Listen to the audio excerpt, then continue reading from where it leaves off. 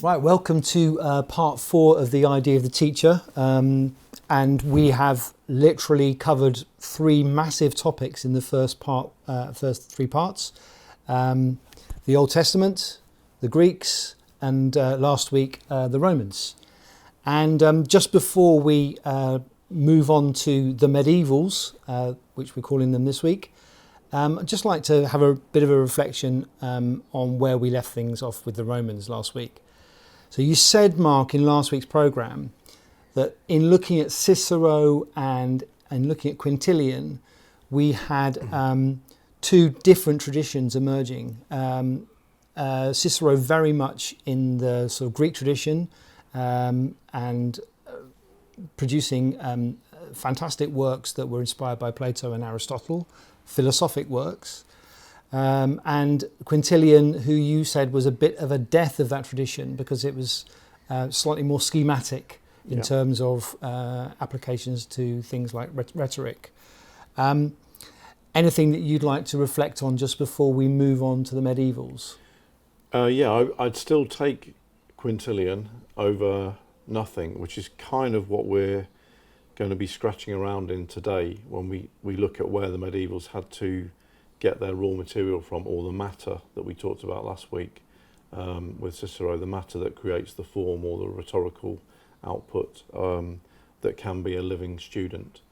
So it's kind of whether we accept the idea of the Dark Ages or something like that as being the rough material that the medievals had to build on through Augustine. But I certainly agree with the way you presented it. I'm really enjoying it, this discussion, but I think today's going to be a very complicated one because there's so much to put in, and it's quite exciting intellectually to be involved in this, I must say. Thank you. And just before we start with our sort of first question introducing the medievals, in having a dip into Confessions by St. Augustine, here we have a direct link to Cicero, which I'd like to just read this little quote, and perhaps that will help get us started. He says in chapter 3, and he's looking at Cicero's Hortensius, which you told me earlier was a lost text, and how inspired he was by Cicero. He says, "Nevertheless, the one thing that delighted me in Cicero's exhortation was the advice not to study one particular sect, but to love and seek and pursue and hold fast and strongly embrace wisdom itself wherever found," which I thought was an incredible quote. He actually goes on to contextualize that quote and says why he has a problem with Cicero, because it's pre-Christ, pre-Christian. But in terms of the spirit of what you're trying to do in these programs, I thought that was a really interesting quotation. I think he can't take the kind of liberal arts tradition that has been created by Cicero in a way from what he took from the Greeks and passed on. Augustine, as you know, his mother was a Christian. Very much, he loved what she said and advised him to do.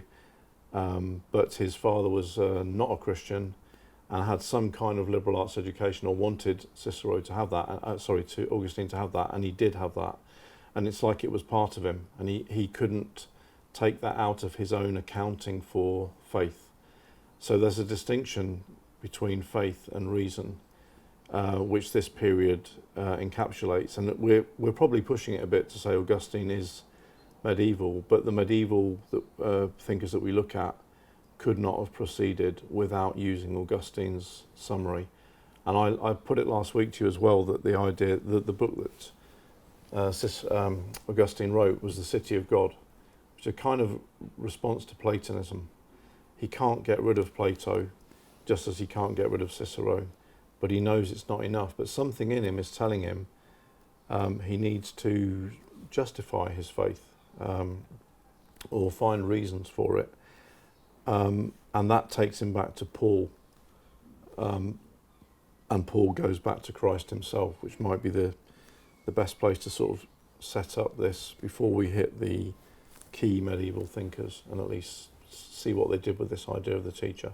But yeah, he's been taught and he doesn't really know how to break away from it in the way he wants, or in fact he can't break away from what he's been taught. And that's kind of the resilience of the liberal arts, the secular tradition, at the same time as faith is there and seems to need, or doesn't need the justification, and yet he's been educated. Fantastic, thank you for reflecting on that. So let's start. What is the context for the Middle Ages or the medievals and the idea of the teacher? So I think we looked at the Old Testament in some detail. We're not really saying there's a section here on the New Testament, because the medievals are engaging with that, what became Christianity. But it is worth reflecting on what Jesus said or did as a teacher in the New Testament. And there's probably 3 or 4 approaches that he takes, all of which people will be familiar with, no doubt. So one is speeches. The blessed are the poor, blessed are the peacemaker speech. They're not particularly logical. And in fact, they're elusive, mystical, and as people also know, he also taught in parables, stories which are slightly confusing. He makes distinctions between what he's going to say in public. He's prepared to effectively accuse the priests or the temple dwellers of corruption. He calls them a nest of vipers. Most of this is in Matthew. He's also prepared to use silence, and he has a strange relationship with nature. Last week, in the section on the Old Testament, we talked about whether a kind of pole that pagans worshipped, what can it teach? Jesus says, let the fig tree teach you. There are lessons from nature. It is a different approach. It's not at all consistent. And when I was reading for this session, I discovered, and it's not only in Matthew, I think it's also in Luke, Jesus advises his followers to steal an oxen and an ass. Why? Because God told you to. There are some things in there that we would be is this the teacher you want? Now, is he doing it on behalf of the good or something like that, or just to get the word of God to be understood, or to seek the kingdom of God? We're not sure, but it's very, very inconsistent, and there's no clear teaching. It's extremely elusive as well as elusive. Clearly it's moral, but I don't think Jesus Christ gives people that much to work on. And there's another element of it, which is it's propagandistic. He is seeking to challenge the way that Judaism is functioning. I mean, all of which is made him be given to us as a great teacher, but as with many great teachers, he fails. I mean, why did Judas not do or not stay with the disciples and decide to go against them and take the money that was given? So I wanted to say that Jesus is there. I don't think it really becomes programmatic teaching until you get to Paul. So when you said, what's the context or the link, is really, Jesus doesn't really give us a lot to work on. I would question his greatness as a teacher, but I can see the way the New Testament presents it is, his audiences are constantly amazed, but they don't appear to be amazed by very much. But that may, that's me imposing my desire for logic on it, or saying, well, what is really there? But he apparently used miracles and did all sorts of things that are highly impressive to the audience that he was trying to reach. But it's Paul that turns it into a program of some kind. So Paul, as you will know, was converted. Originally was called Saul, collected taxes for the Romans, has a conversion moment, and then it is told he's going to get taught in the book of Acts, but principally in his letters to the Romans and the Corinthians, you can see that he can't, although he's communicating with them, he's trying to take the new word of the Christian God, a universal message. I definitely think that's in Jesus Christ. He wants to take a universal message, but he has to do it in the rhetorical language that they understand in Rome and Greece. So I think one good quote, just to summarise what he thinks he has to do as a teacher, is from the Corinthians. So I'll just give you this and see what you think about it. The message about the cross is foolishness to those who are perishing, but to us who are being saved, it's the power of God. For it's written, I will destroy the wisdom of the wise. There's your Augustine smashed, if you like, from where you first started on wisdom. And I will thwart the discernment of the discerning. Which again, to me, seems a bit like an attack on this idea of distinctiveness, which we started with the Old Testament. Where's the one who is wise? Where's the scribe? Where's the debater of this age? Has not God made foolish the wisdom of the world? For since in the wisdom of God the world did not know God through wisdom, God decided, through the foolishness of our proclamation, to save those who believe. And then he really attacks the Jews and the Greeks and says, I'm not going to come at you in the way you expect. The Jews demand signs and the Greeks desire wisdom, but we proclaim Christ crucified. A stumbling block to Jews and foolishness to Gentiles. But to those who are called, both Jews and Greeks, Christ the power of God and the wisdom of God. For God's foolishness is wiser than human wisdom, and God's weakness is stronger than human strength. There's a real challenge to them, albeit articulated as it has to be in a letter that he thinks they will understand. But the other thing he's doing is, of course, he's moving as a teacher. He's not in one city. It's not like a Greek city-state. He thinks he's got a message and he needs to go out and proclaim it. And this does follow what Jesus did with his disciples. He taught them to move around, go and teach. And in fact, if they got into trouble, he would say, go to the next city. This is the propagandistic element of what they're doing. They've got something to tell people. It's not an intellectual program as such. It's a message of salvation.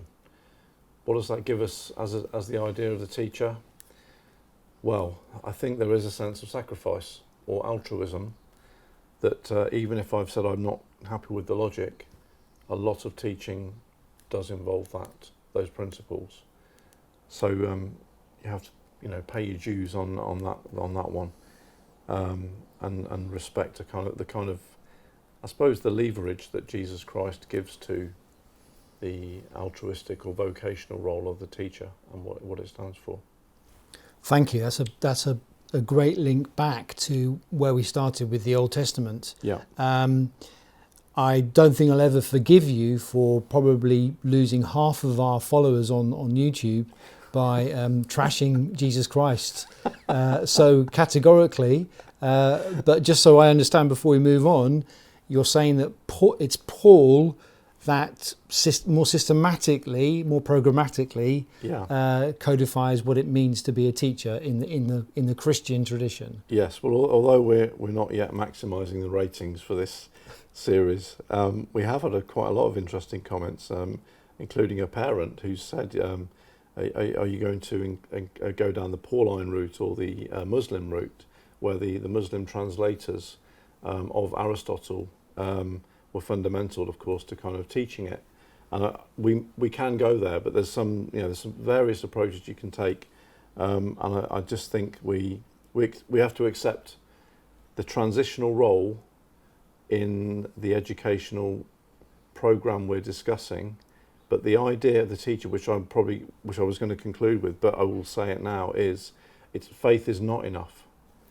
The teacher seems to be driven by reason and a desire to pursue, sometimes for selfish reasons, sometimes not, questions in their own mind about the nature of knowledge and reality, and then, of course, to teach those ideas, and then also not always to create followers that want to agree with them, which comes up all the time and will come up again today. Thank you. So who are we going to be talking about? And another sort of contextual thing to think about is possibly this is one of the most misunderstood periods in terms of certainly historical understanding. Yeah, I think it is. And what's the reason for that? It's probably that we weren't taught it well ourselves. And then the Middle Ages or the Dark Ages has always been standing there as this edifice of scholasticism with its cathedrals and the mind, the scholastic mind, with its apparently over attention to quibbles about the nature of God and things like that did lead to a barren period in the end. I'm going to be arguing that did come later, but the bit we're looking at, I think, is intellectually dynamic. The Renaissance, or a reaction to this, we can come to next week in a kind of humanist challenge to this focus on the divine. But it's definitely, you're right, it's definitely a misunderstood period. But I've got to say, I found some of the most brilliant examples of the teacher-student relationship in what I hope to share with you in the next few minutes. Fantastic. Over to you. So probably my favourite teacher, dare I say that, is Anselm. Augustine you could hold up as somebody we've just mentioned. Augustine is in a state of misery, and suddenly he hears a child's voice saying, pick up and read, pick up and read. A book is speaking to him, or a child is speaking to him, and he picks up the Bible and reads Romans by Paul. So that I've always loved that idea, but I still find it more satisfying to see a great teacher kind of trying to express what it exactly was they were trying to do. And even though Augustine in his other book on Christian doctrine, he says, look, there are self-taught Christians. Good for you, but you're pretending if you think you don't need to be taught. He does say, I want to work out how to teach you this stuff. And he goes from Carthage, Algeria, to Rome, and he says, God, I hated the students in Algeria. They were so disobedient. Nobody listened to a word that was said. Thank goodness I came to Rome, where I know things will be different. And of course, it's not quite what he wants, but he does think there's a sense of order that he can go with, and to some extent that carries him forward. But it's not enough for his faith. Now, I went back to Augustine because I couldn't stop myself, but it's not enough, because Anselm in the 11th century, there are two Anselms, by the way, just as there are two Augustines, if people are confused. We're not talking about the Augustine who came to England to convert the English. We're talking about the Augustine of Hippo. And Anselm, there is one who became Archbishop of Canterbury and one who was of Laon. Both of them worked in France. We'll come to the other one later, but this is the Anselm who became Archbishop of Canterbury. And he is great. Why? He asks a question that I've had an argument with our principal and maybe yourself for a while about, which is, what's the greatest question you can ask? And I think David, our principal, I may be paraphrasing, but he goes along the lines of, how should one live? Which is a great moral and ethical question. I just think it's rubbish, because it's so self-serving. And I said that the better question, whether or not you believe in it or not, is there a God? Because it forces you to go beyond yourself, and in going beyond yourself, you may then work out how you should live, but you also may work out, is there a God? Now, Anselm to me is the original driver of this question. And I've got to say, the more he does it, the less you think he's religious. And that's the bizarre thing. He's doing it in a very religious framework, but it's like they can't stop their reason pushing. So he's famous in philosophical circles for the attempt to prove that God exists. But I think as a teacher, he's superb, because he published the critique of him by another monk called Gornilo. And he says, I thank you for the spirit of criticism you gave to me of my ideas on God. Nevertheless, you're wrong. But he says, okay, what is God? That than which nothing greater can be imagined or thought. That than which. So it's a really, you can see a scientist tying themselves up in knots here. That than which, he hasn't said what it is yet, nothing greater, so he still won't say it's something, nothing greater can be conceived or thought. Well, what is it then? He says it doesn't matter as such, it's there. If you agree with me that there is something greater than you can think about, it exists, and that's God. Now, Gornilo challenges that and says, well, then that could be an island, a desert island could be that. And he, although Anselm doesn't accept it, he does insist that the criticism be published with his further response, where he then challenges that again. I just think that logically, or the pursuit of reason for its own sake, it's a superb example of what a teacher is trying to do, because it was with one of his own monks. But even better is in his book, the De Grammatico, about grammar. He publishes the dialogue between himself and the student, and just briefly, this is how it starts. Student, I would like you to clear up for me the question as to whether literate is substance or quality, so that when I've appreciated this case, I will know how I ought to view other items which are likewise predicated paronymously, which I'm not even going to go into. But the teacher then says, first, tell me why you're undecided. Well, it looks as though cogent reasons are available which both prove and disprove either alternative. Teacher response, prove it. Do the job. Well, okay, I'll have a go, says the student, as long as you're not too hasty in disagreeing with everything I have to say. Just let me finish my piece before you concur or correct me, as you will. And of course, he doesn't really do this. The teacher keeps having a go at him. And this dialogue on grammar, I just think is amazing, because it just they keep going on and on at each other and kind of trying to say, you know, are you saying I've got it right or wrong? And it comes to a conclusion with the teacher says, well, you've understood what I said correctly, but perhaps you've not scrutinised it properly. The student says, but how could I have understood it fully and yet not have scrutinised it properly? And then the teacher patiently says again, well, tell me, what would follow from your assertions should someone propound them? And then they have to go back, and it becomes, well, can a man be understood to be without rationality? Well, isn't a stone to be understood without rationality? So what could follow other than no stone is a man? Teacher, well, how do you interpret this? He just refuses to give the student the answer, which is one of the things we've talked about.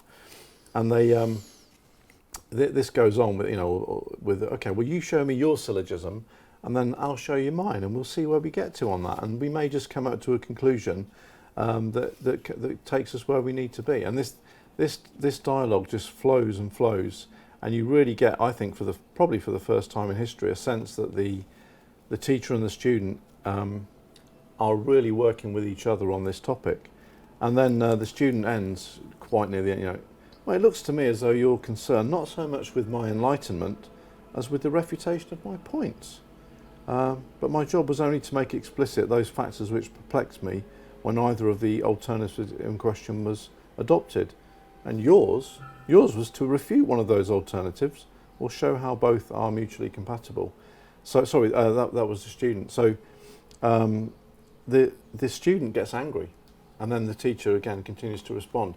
I just think that as an idea of the teacher-student relationship, and it's driven by rationality, not necessarily with the evidence that Aristotle might want, because it comes from an Aristotelian framework, is there. But as an example of what a teacher's trying to do, I love it. I just think it's brilliant. Well, thanks for sharing that example. Perhaps some of our audience might even recognise the Socratic tradition in that relationship as well.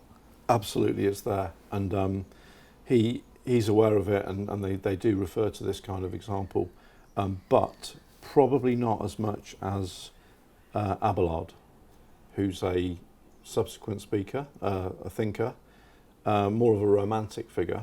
But there's one other person before I get to Abelard, who is John of Salisbury. Now, John of Salisbury came from Salisbury, apparently, a little bit after Anselm. I've got his book, the Metalogicon. It's an attempt to defend the verbal and logical arts of what he calls the trivium, grammar, rhetoric and logic. But the great thing about him is he worked for Henry II. The book was dedicated to Thomas à Becket, and he's nowhere near as kind of vibrant and fluid as the example we've just given, which is effectively dialectic. He's a grammarian. He wants to say, you've got to know what you're talking about first. He continually says, in one of his chapters, for example, teachers of this kind are not to be forgiven. And he's having a go at what I think is the Abelard, who's coming up next, for this over complexity. He thinks that the scholastic tradition in the cathedral schools, which were going to become universities, are hair-splittingly intense and obtuse. He's had enough of it. He just wants them to be clear about what they think they know, and he's trying to simplify it. Now, John of Salisbury is, of course, famous because he first quotes Bernard of Chartres, his teacher, because it was Bernard of Chartres who originally said to stand on the shoulders of giants, the phrase for this school. Obviously, Isaac Newton says it later, but it was originally a medieval term, and he quotes it in this book. But the quote I'm going to give you now will tell you where John of Salisbury, or why he's attacking the hair-splitting logic of other or surrounding teachers of the time. So he's speaking of the 12th century, wherein teachers of this kind are not to be forgiven. I do not criticise their opinions, which probably do not actually disagree, if it was possible to compare their meanings. But they are guilty of certain offences which, in my opinion, should not be overlooked. In the first place, they put unsupportable burdens on the frail shoulders of their students. These are not the shoulders of giants. He seems to be making that connection. And what is it that he thinks these teachers are getting wrong? They don't put any proper order in their teaching, and they don't take care to arrange things properly and put everything in its own place. So to speak, they read the whole art of learning into its title. They go against the mind of the author, and they comb, as it were, in the wrong direction. For simplifying Aristotle, they teach the doctrine of Plato, or even false opinion, which differs from either view. At the same time, they profess to be followers of Aristotle.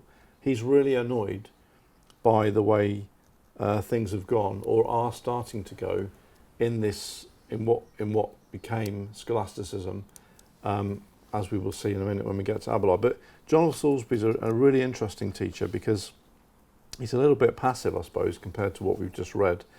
And it's a statement to defend grammar, but he's essentially saying you've got to do your reading, or otherwise you will not know what you are being taught. And as a teacher, you really must know the basics of grammar and get those things done.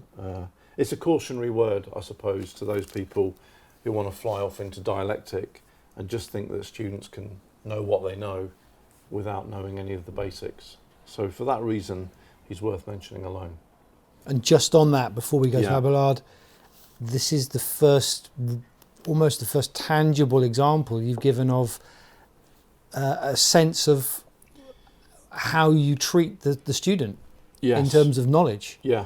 So some people may, in the wrong way, respond to unsupportable burdens as too much stress on kids. But excellent point. Yeah, I wouldn't say that. What he's getting at is the order of learning. And again, I wouldn't necessarily agree with him all the time, because it implies that a kid can't just grasp an idea. And I think they can. But what he's getting at is, I think sometimes teachers think where they're at with their own opinion is immediately what you give the student. It's almost like they haven't thought through what they're going to do in their subject. So their subject knowledge is not clear enough in terms of its progression from the basic grammar of the subject to where you expect the student to be in the end. They confuse the order.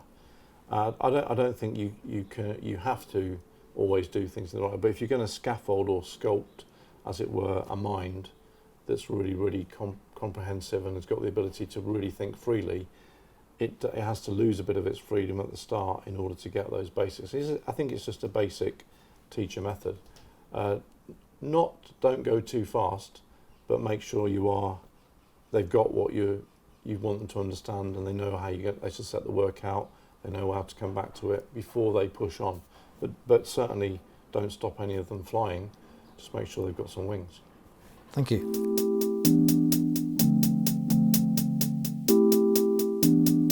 So Mark, yes, you have discussed Abelard with me on previous occasions. Tell me why you think he's so significant. Yeah, so Abelard is overlapping slightly with John of Salisbury. John of Salisbury, we think the Metallogicon is partly a response to somebody like Abelard, who's very famously dialectical. He had a very checkered career.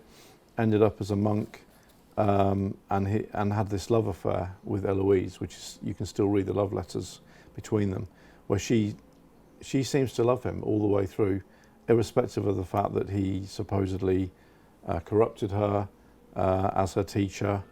They had a baby. He was partially castrated by her family in revenge for this, and he was a kind of classic left bank Parisian intellectual, if you like, albeit teaching the word of God.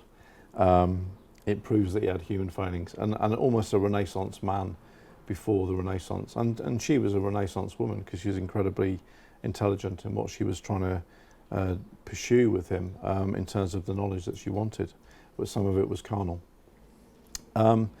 Why is he a great teacher?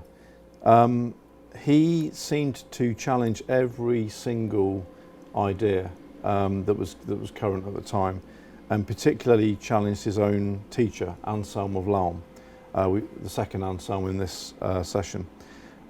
He says that Anselm's teaching methods were the antithesis of Socratic ones. And the quote we have, which is from the biography I've got of him: anyone who knocked with some question went away more uncertain than he came. He was a marvel in the eyes of an audience, but a nobody in the view of questioners.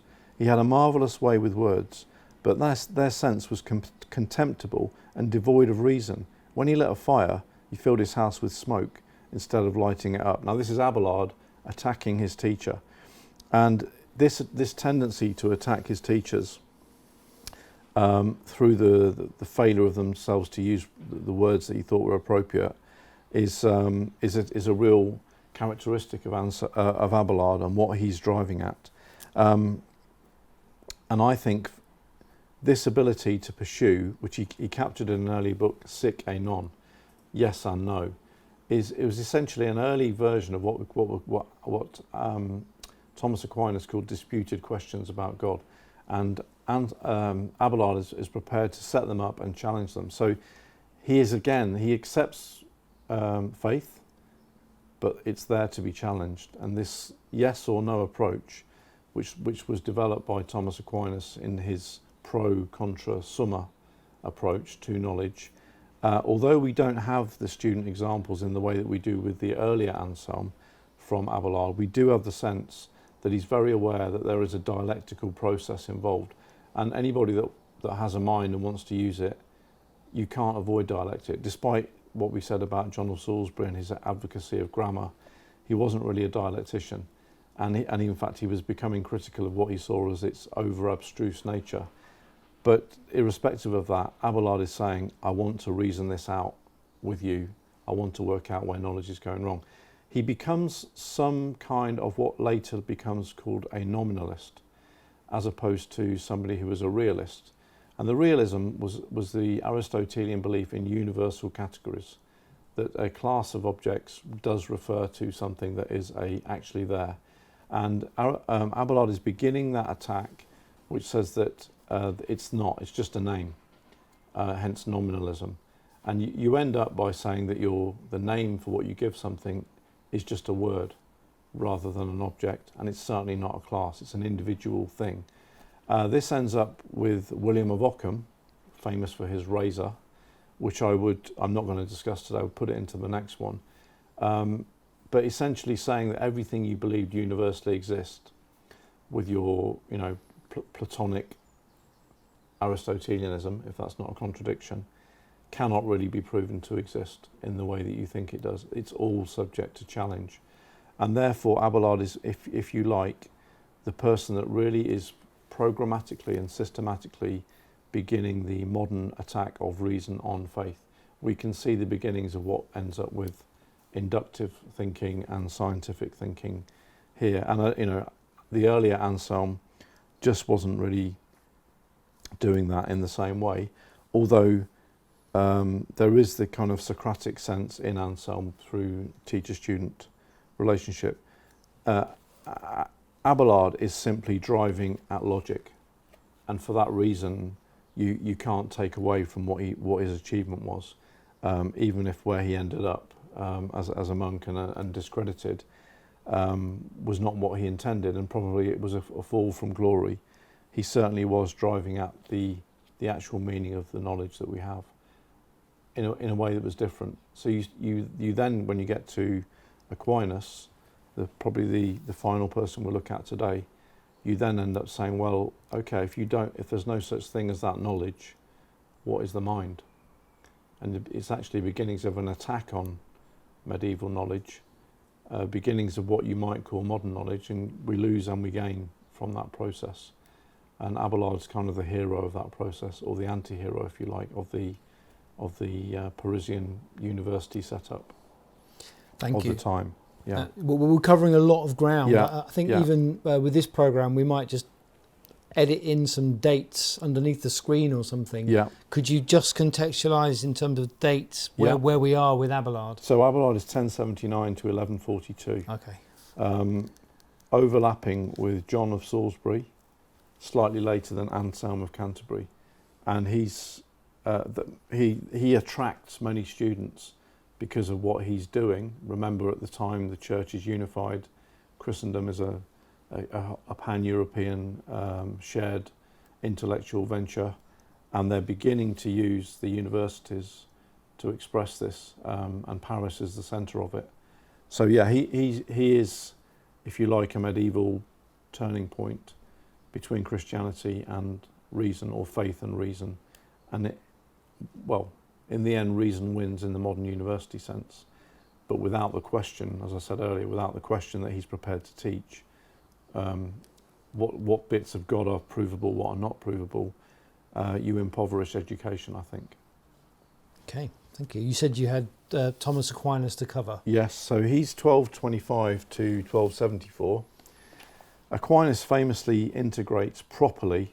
I don't mean to say that Abelard was improper, but he takes all of this knowledge that's out there and the logical challenges and decides to integrate Aristotle with the church and synthesizes it in his Summa Theologica.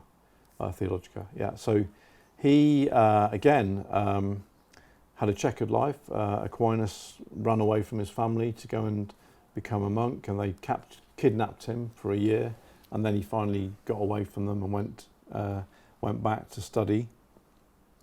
A Dominican monk, which is the intellectual side that became the Jesuits and so on, and has got a kind of development of this sic et non approach into, as I said earlier, the for against. You can never really see how you try and tie him down because he's so objective. And I think that in the idea of the teacher, this incredible objectivity that he conveys is an absolute lesson to teachers, because a lot of teachers today don't take it the wrong way, but I don't know if you are this kind of teacher. They think it's passion only. Now, when the government does its next round of job ads for teachers, they always say passion. And I agree, you need passion. But this guy is a kind of really measured response to that and saying, well, okay, you think you know that, well, let's look at the arguments for, let's look at the arguments against, how may we conclude? And that then became the vehicle for the church to integrate pagan thinking. Aristotle was integrated, and it became the approach of the Catholic Church to many questions of God and faith.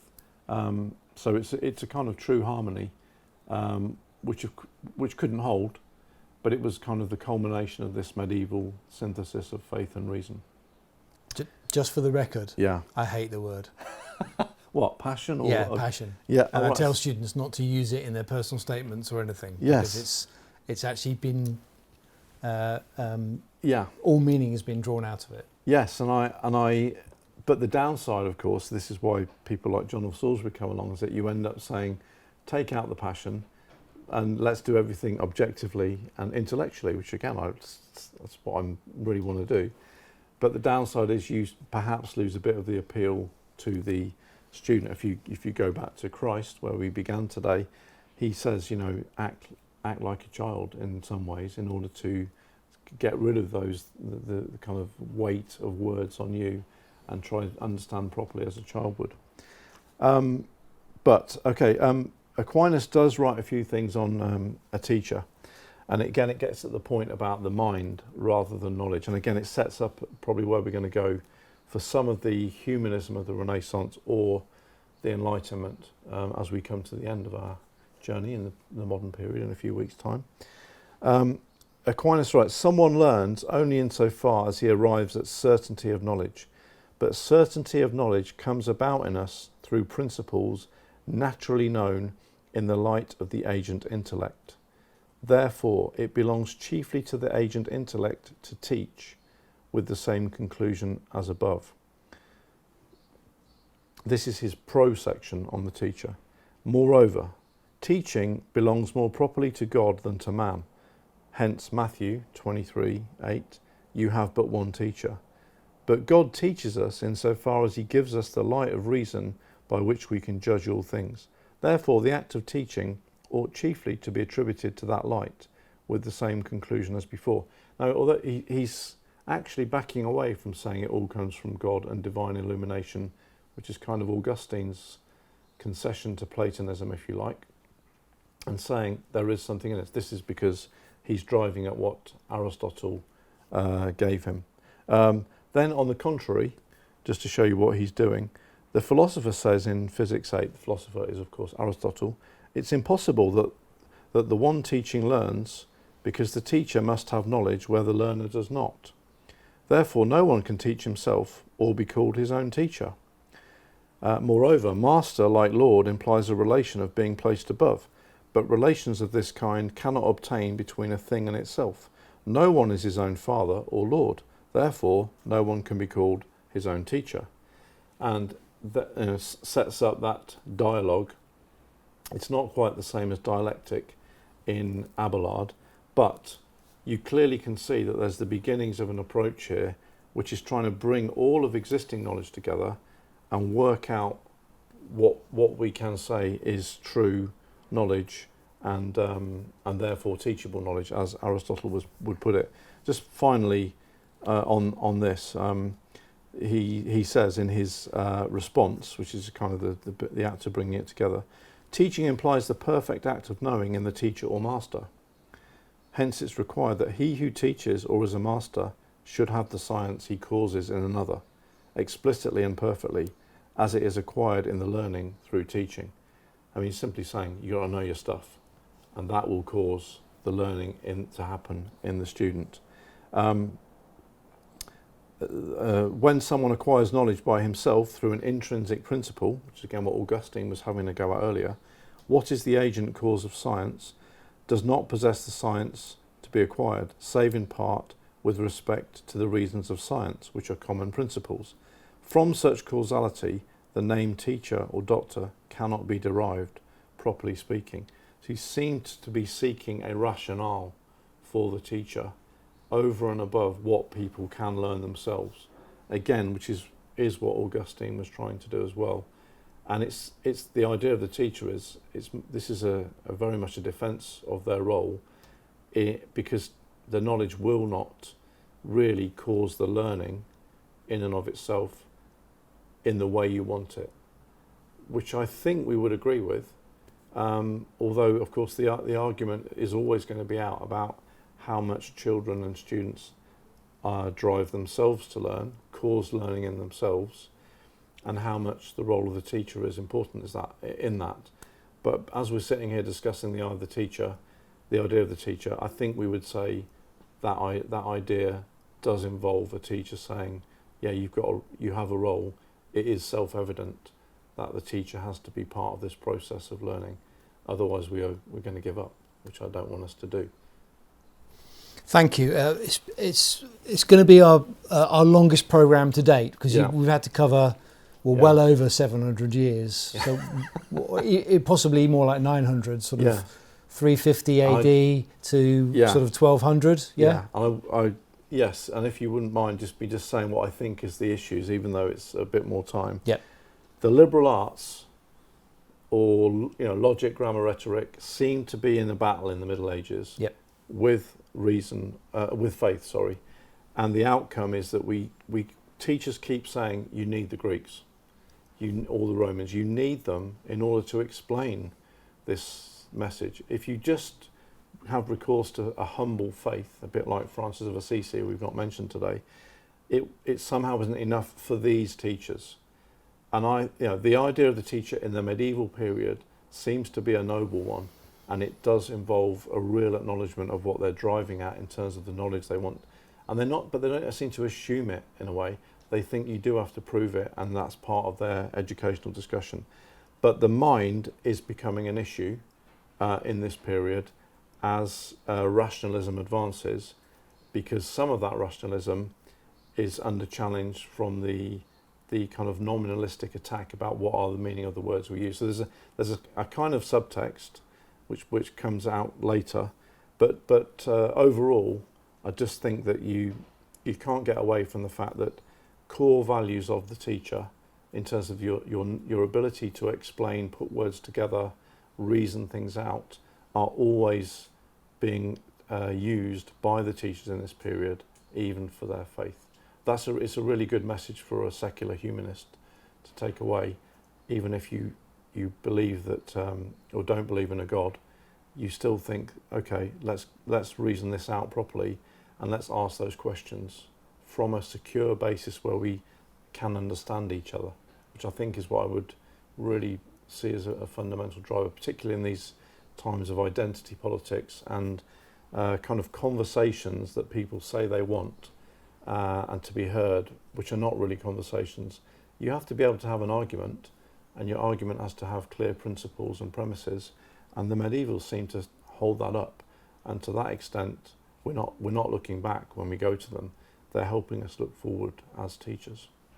Thank you very much. Mark, we are going to look at the Renaissance and humanism in the next one. I still don't think we're ever going to be forgiven for skipping over Jesus Christ.